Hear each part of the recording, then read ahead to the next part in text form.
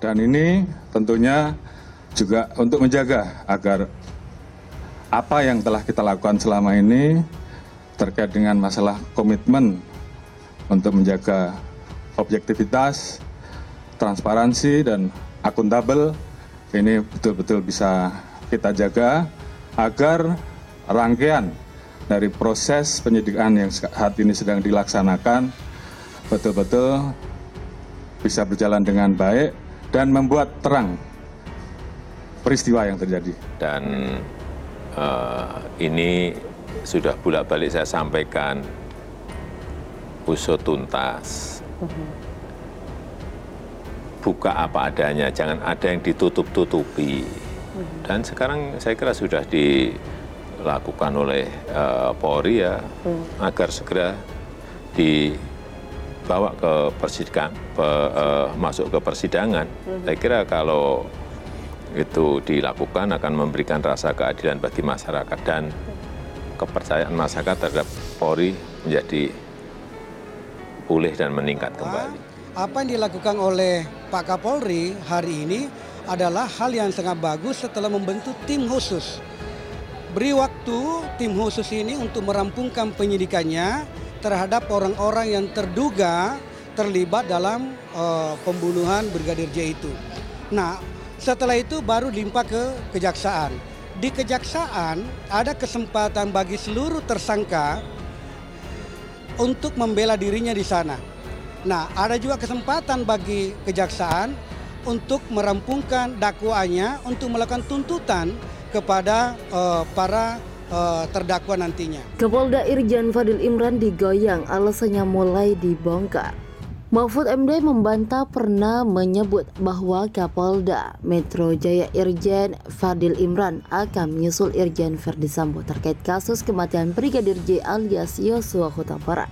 Saya juga tidak pernah sama sekali bilang Kapolda Metro Jaya akan susul. Itu di mana saya bilang begitu, nggak pernah, kata Mahfud MD. Sebaliknya Mahfud MD justru mengira bahwa Fadil Imran juga terkena prank atau rekayasa skenario yang dibuat Verdi Sambo di awal-awal laporan kematian Brigadir J. Saat laporan awal, Mabes Polri merilis keterangan bahwa Yosua tewas usai insiden tembak-menembak dengan Baradae karena terkait kasus pelecehan terhadap istri Verdi Sambo. Selain itu, Irjen Fadil Imran lewat video yang beredar sempat bertemu hingga memeluk Verdi Sambo atas kasus yang dialami rekan sejawatnya tersebut. Saya malah sampai sekarang itu nggak terpikir kalau Kapolda Metro Jaya bagian dari itu. Saya berpikirnya terus terang dia kena prank juga ketika peluk menangis. Itu dalam pikiran saya, mungkin ini sama dibisikin.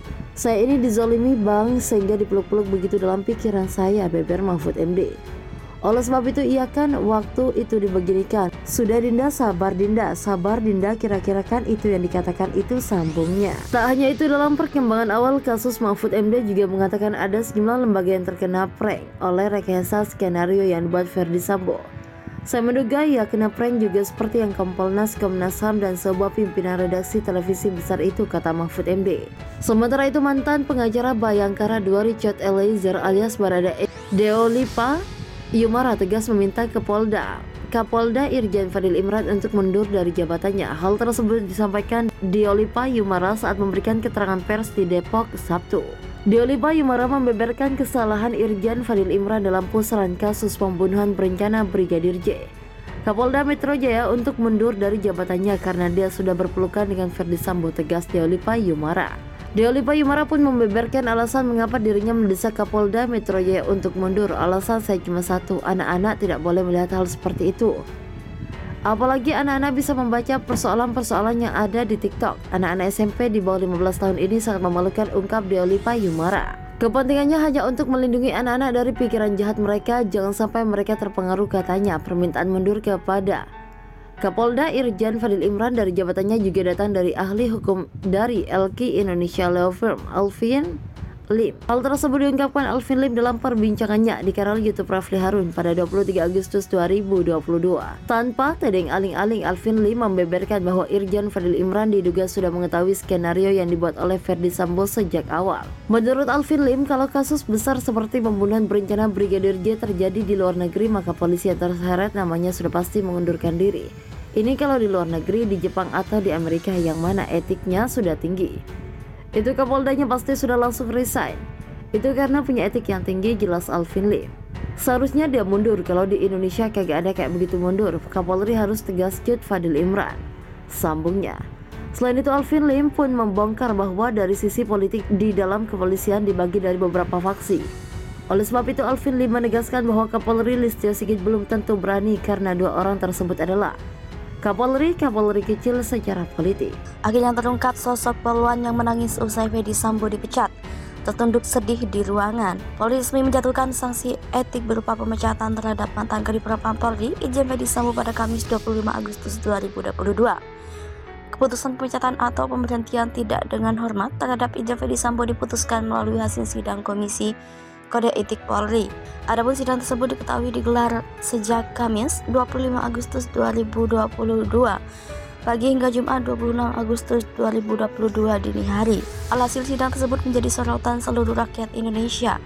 Dari gerak-gerik setiap orang di ruangan sidang Kode Etik Fedy Sambo hingga hal-hal yang menjadi fakta persidangan. Tak hanya Fedy Sambo yang menjadi fokus, melainkan ada sosok poluan yang ada di ruang sidang. Ekspresi seorang poluan jadi sorotan saat Fedy Sambo meninggalkan ruang sidang Jumat 26 Agustus 2022 dini hari. Momen itu terekam di siaran langsung saat pembacaan putusan pemberhentian tidak dengan hormat Fedy Sambo oleh Polri. Seorang poluan yang duduk di ruang sidang itu tampak mengusap matanya, diduga menangis. Belum diketahui aksi poluan itu apakah berhubungan dengan sanksi yang diterima Fedy Sambo. Tidak diketahui siapa poluan yang duduk di ruang sidang tersebut. Dilansir dari YouTube Tribun News, Jumat 26 Agustus 2022, usai dipecat dengan tidak hormat, suami Putri Candrawati itu sempat membacakan permintaan maaf. Permintaan maaf itu ia tujukan pada para jenderal senior dan rekan-rekan polisi yang ikut terdampak pada kasus pembunuhan Brigadir J. Usai membacakan permohonan maaf itu, Fedy Sambo lalu meninggalkan ruang sidang untuk kembali ke ruangan tahanan tempat dirinya diamankan. Namun ada momen yang jadi sorotan saat Fedy Sambo meninggalkan ruang sidang. Tampak pada video Fedy Sambo meminta izin untuk menyampaikan permohonan maaf secara tertulis. Pemimpin rapat pun meminta Fedy Sambo untuk membacakan secara langsung permintaan maaf tersebut. Dengan niat murni saya ingin menyampaikan rasa penyesalan dan permohonan maaf yang mendalam atas dampak yang muncul secara langsung pada jabatan yang senior dan rekan-rekan jalankan dalam institusi Polri pada perbuatan saya yang telah saya lakukan. Setelah itu Fedy Sambo menyerahkan map berwarna merah lalu bersiap meninggalkan ruang sidang. Ia tampak memegang map berwarna hijau di lengan kirinya. Kemudian dua anggota polisi dari Propam Polri tampak bersiap mengawal Fedy Sambo meninggalkan ruang sidang. Ketiganya kemudian hormat dan balik kanan untuk keluar dari ruang sidang. Pada langkah pertamanya hendak meninggalkan ruang sidang, Fedy Sambo terlihat mengatupkan bibirnya. Ia lalu kembali berjalan dengan tegap dan wajah yang lurus ke depan. Saat Fedy Sambo meninggalkan ruang sidang, kamera pun menyorot ke orang-orang yang ada di ruangan. Kapolri datangi Istana Negara usai Fedy Sambo dipecat. Kapolri Jenderal Listio Sigit Prabowo mendatangi Kompleks Istana Negara, Jakarta pada Jumat sore 26 Agustus 2022.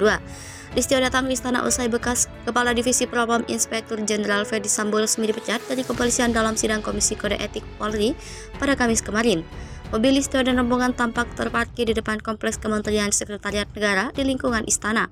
Listio pun terpantau keluar dari gedung Setnek dan meninggalkan lokasi pukul 17.11 WIB. Media tidak diizinkan untuk mendekat ke lokasi pintu Setnek tempat Listio keluar sehingga tidak ada keterangan apapun yang diberikan. Menteri Sekretaris Negara Pratikno juga keluar setelah Listio, namun belum diketahui apakah Listio bertemu Jokowi atau Pratikno saja. Sebab kehadiran Listio ini tidak dipublikasikan dalam agenda resmi Jokowi, Tempo mengkonfirmasi kedatangan Listio ini kepada staf khusus Menteri Sekretaris Negara Valda Maldini. Tapi hingga berita ini diturunkan belum ada respons yang diberikan. Listio pun terpantau datang ke istana setelah Jokowi bertemu dengan kelompok pendukungnya, yaitu relawan Platka. Puluhan relawan ini datang dari Istana Negara berseragam putih dan keluar dari pintu tamu istana pukul 15.22 WIB. Di sisi lain, Listio datang setelah Komisi Etik Kepolisian RI menjatuhkan sanksi kategori berat berupa pemberhentian tidak dengan hormat terhadap Sambo.